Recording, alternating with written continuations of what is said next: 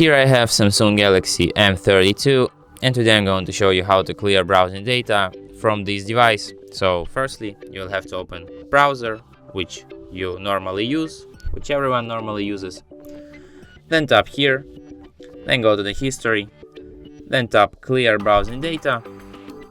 Then you have to select data formats which you want to delete. It could be browsing history, cookies and site data, cached images and files, saved passwords, autofill from form data, and site settings.